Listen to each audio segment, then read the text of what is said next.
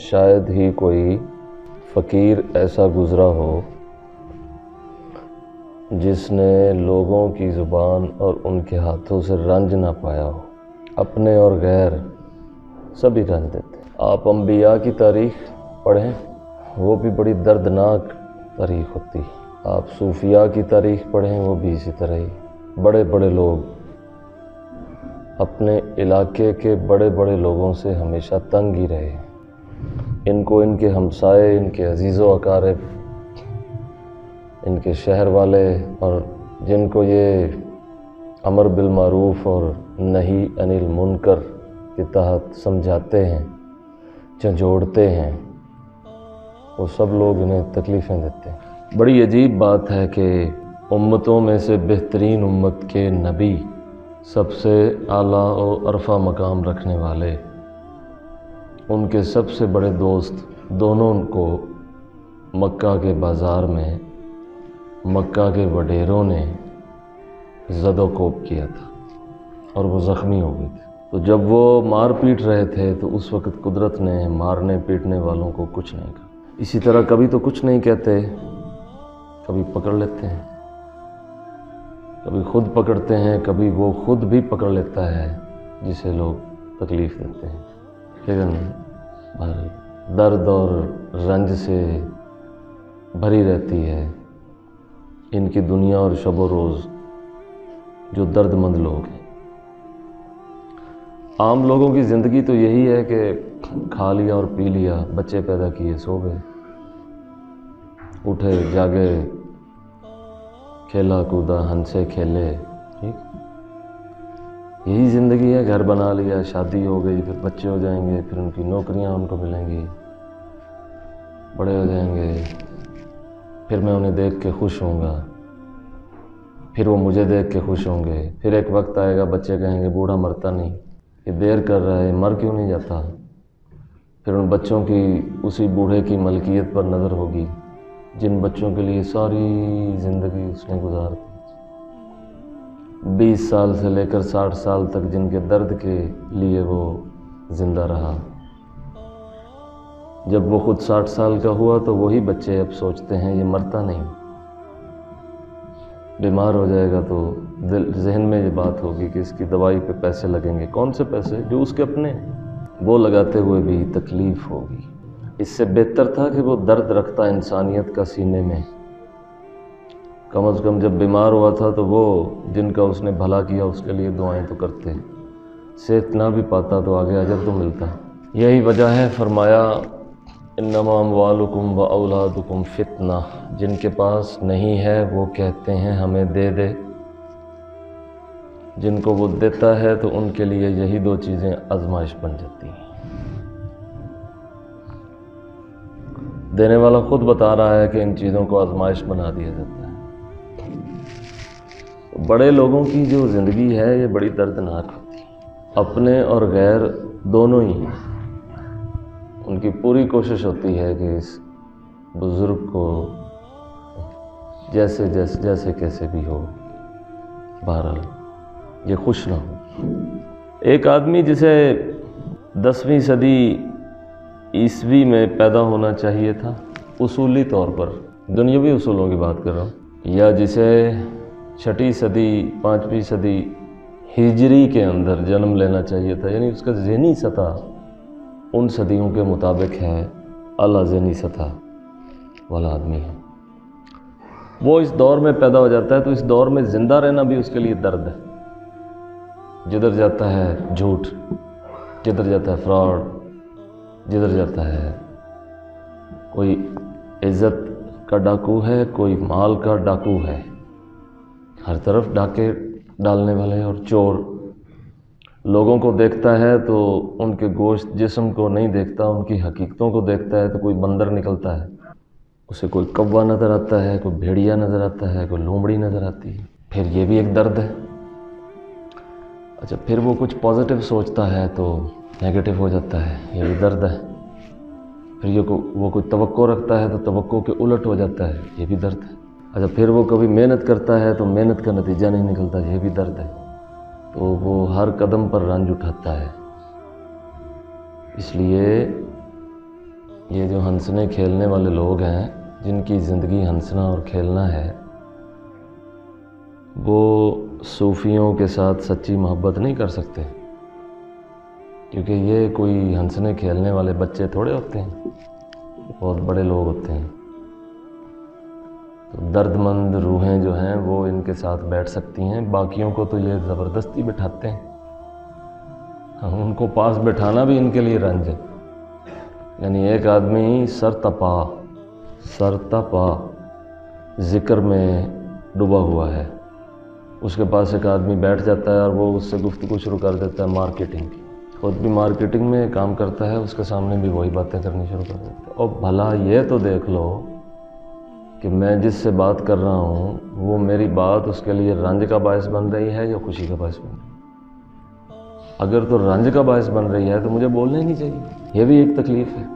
اس طرح آپ ان کے پاس بیٹھیں گے تو آپ وہ بات کریں گے جو ان کے ضمیر سننا بھی نہیں چاہتے، بولنا تو دور کی بات ہے، تو آپ ان کو تکلیف دے رہے ہیں۔ اب وہ آپ سے ہنس کے بات بھی کر رہے ہیں تو وہ تکلیف ہی اٹھا رہے ہیں، یہ وہ نہیں چاہتے کہ یہ جو چبلیں یہ بار مارتا ہے وہی ادھر آگے شروع ہو جائے۔ البتہ وہ لوگ جو ان لوگوں کے ساتھ جڑے ہوئے ہیں اور 24 میں سے 18 گھنٹے ان لوگوں کو دیتے ہیں، وہ جو کہتے ہیں ہم بڑے نیک لوگ ہیں، اور پھر 24 میں سے 20 گھنٹے دنیا داروں کو دیتے ہیں، اور ان کی دنیا کے اندر پورے دنیا دار ہیں۔ یہ وہ ملاوٹ ہے کہ جو نفس نے دھوکے سے ان کے دماغ میں ڈال دی ہے کہ ایسا کر کے بھی تم ایسے ہی رہ جاؤ گے، ایسے ہوتا نہیں۔ تو یہ جو اولیاء اللہ کی جو دوستی ہے اس دور میں، یا جو مزارات پر جو لوگ جاتے ہیں، تو یہ تو اپنے مطلب کے لیے جاتے ہیں، دوستی تھوڑی ہوتی، مطلب کے لیے جاتے ہیں۔ کبھی کوئی گیا ہے کہ میں دعا نہیں کروں گا؟ کوئی بندہ دکھائے نا جو اس نیت سے جاتا ہو کہ میں دعا نہیں کرواؤں گا، اس کا مطلب ہے جو دعا کروانے گیا ہے تو مطلب کے لیے گیا ہے نا، اس کے کام کا تھوڑا ہے۔ تو لوگ اللہ تعالیٰ کے دوستوں کے کام کے نہیں ہیں، یہ اصل میں اپنے کام کے ہیں۔ اپنا کام نکلوانے کے لیے چونکہ سہارا چاہیے، مادی سہارے بھی ہوتے ہیں، جیسے کسی کا کسی افسر سے تعلق ہوتا ہے، کام نکال لوں گا، اسی طرح کسی بیوروکریٹ سے کسی کا کوئی لنک ہے، میرے کام کرتا ہے یہ۔ اسی طرح وہ لوگ سہارا تلاش کرتے ہیں کہ کیا روحانی طور پر بھی کوئی سہارا بن سکتا ہے۔ وہ پھر مولویوں نے ان کو بتا دیا ہے کہ صوفی تمہارا روحانی سہارا ہے، اور ان کی کرامتیں وغیرہ سنا کے لوگوں کو یہ باور کروایا کہ وہ بھی بیوروکریٹ ہی ہوتے ہیں روحانی دنیا کے، کہ جو ان سے محبت کرتے ہیں ان کا کام کرتے ہیں، جو ان سے محبت نہیں کرتے ان کا کام نہیں کرتے۔ اس لیے صوفیوں سے محبت کرو کیونکہ بیوروکریٹ جو ہے، یعنی ڈپٹی کمشنر لگے ہوئے ہیں وہ بھی ضلع کے روحانی طور پر،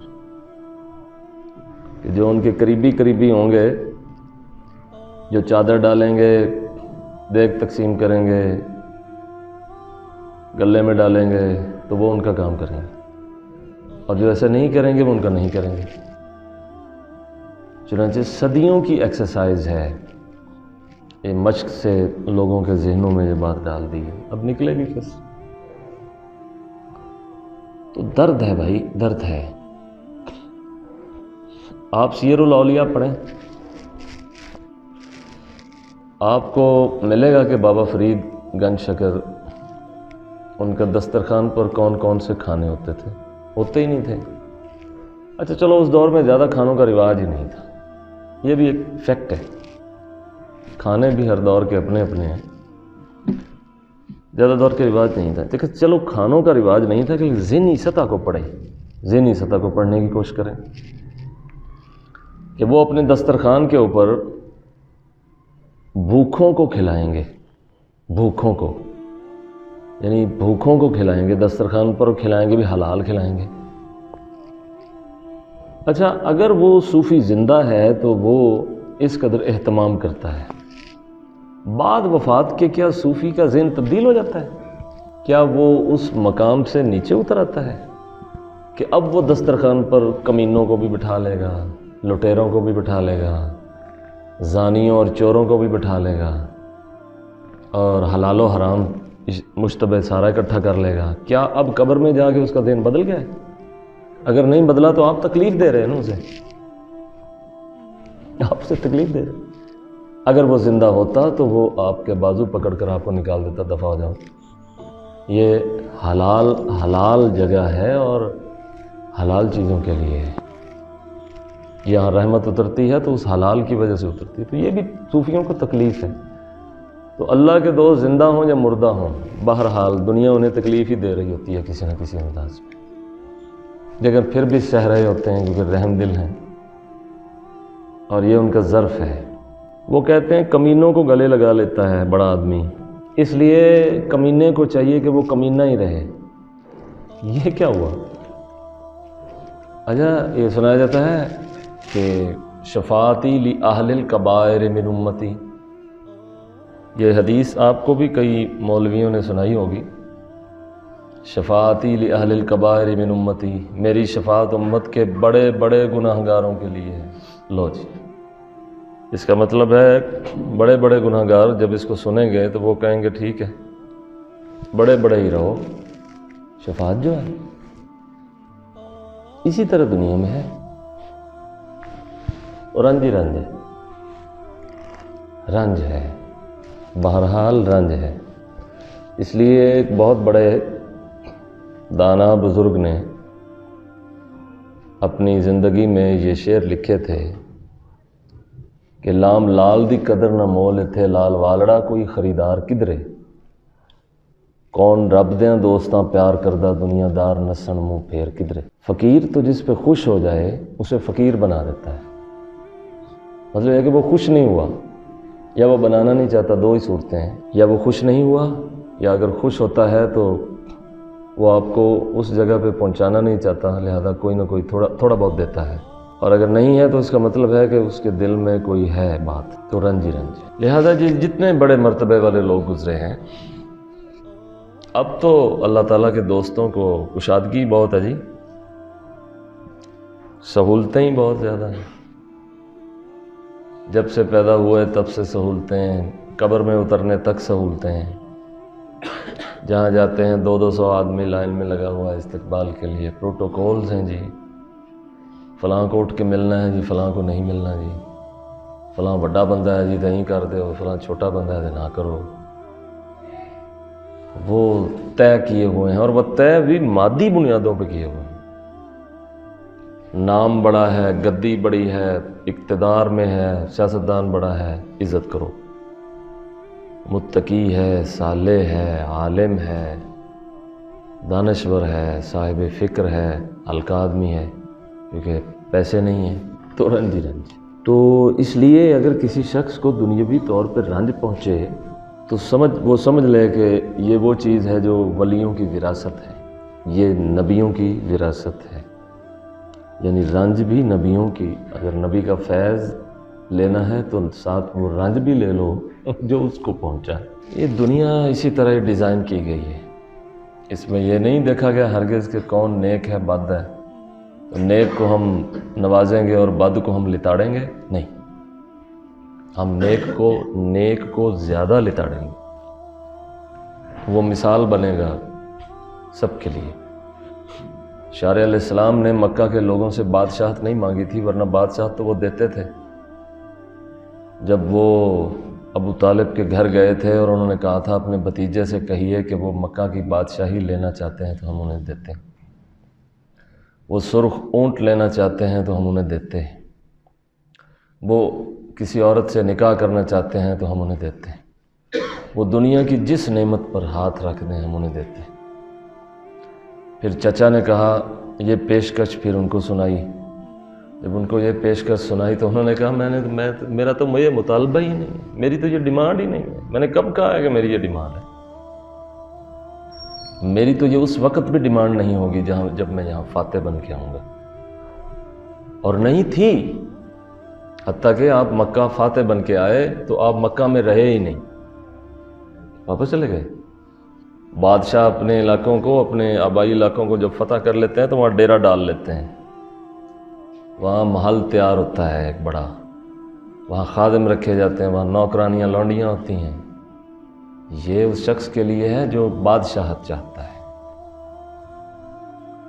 اس درد مند روح کے لیے نہیں ہے جو درد درد چاہتا ہے پھر درد تقسیم کرتا ہے۔ لہٰذا دنیا میں کچھ درد برداشت کریں، یہ آنے ہی آنے ہیں۔ ہر چیز پرفیکٹ نہیں ہوگی، نہیں ہوگی، یاد رکھیے گا، نہیں ہوگی۔ آپ کہیں کہ یہ بندہ بیمار ہے تو لازمی شفا یاب ہوگا، آپ اسے پیغمبر کے پاس بھی لے جائیں، نہیں ہوگا تو نہیں ہوگا۔ حتیٰ کہ آپ اسے پہلے آسمان پہ بھی لے جائیں، نہیں ہوگا تو نہیں ہوگا۔ اور اگر ہوگا تو کہیں بھی نہ لے جائیں، ہو جائے گا۔ دنیا کی کتنے انسان ہیں جو خدا پرست نہیں ہیں لیکن صحت مند ہیں، اور کتنے ہیں جو خدا پرست ہیں لیکن بیمار ہیں۔ بہت سارے لوگوں کو بیمار رکھا ہوا ہے ان کی اپنی سوچ نے، بہت سے لوگ بیمار ہیں ان کو بیمار کیا ہوا ہے سیاست نے، سیاست نے۔ کچھ لوگ ہیں ان کو بیمار رکھا ہوا ہے حکومتی پالیسیوں نے۔ الزام اللہ تعالیٰ تک جانے سے پہلے ارد گرد بھی دیکھ لیں۔ لیکن جہاں ہیلتھ کا بہت اچھا نظام ہے ریاستی طور پر، وہاں بھی لوگ بیمار ہوتے ہیں، بیمار ہو کے مر جاتے ہیں، ہسپتال بھرے پڑے ہیں۔ ہر ایک آپ سمجھیں کہ سویلائزڈ جو اسٹیٹ ہے اس کے اندر بھی ہاسپٹل بھرے پڑے، ایسے نہیں، ہر جگہ بھرے پڑے، حالانکہ وہاں بڑا سیف ساؤنڈ ہے سسٹم۔ تو یہ جو درد ہیں کچھ، یہ انسان نے بہرحال سہنے ہیں، تو کچھ نہ کچھ طاقت ہونی چاہیے تاکہ کچھ نہ کچھ رنج جو ہیں وہ لوگ برداشت کر سکیں۔ چھوٹی چھوٹی چیزوں پر آہو بکا، زیادہ شور ڈالنے کی بجائے شکوے کم کر دینے چاہیے اور شکایتیں کم کرنی چاہیے۔ جب آپ کسی بندے کے سامنے اللہ کی شکایت کرتے ہیں تو اللہ کے فرشتے اس پر حیرت کرتے ہیں، خدا نے کتنی حکمت سے اسے اس حالت میں رکھا ہے، اور یہ بندے بندے سے خدا کی شکوے کر کے چگلیاں کھاتا ہے، اور وہ بندے بھی آگے خدا ہی کے ہیں، وہ بھی آگے خدا ہی کے ہیں۔ تو لوگ درویشوں کے پاس جاتے ہیں کہ وہ درد ختم کر دیں گے، وہ پہلے درد سے بھرے پڑے ہیں۔ وہ کریں گے کیا؟ زیادہ سے زیادہ یہ کریں گے کہ درد برداشت کرنے کی ہمت دے دیں گے، یہ ہمت ہی ان کا فیض ہے، ورنہ ہر ایک کی درد ختم نہیں ہوگی۔ ہمیں صحیح نیت سے جانا چاہیے۔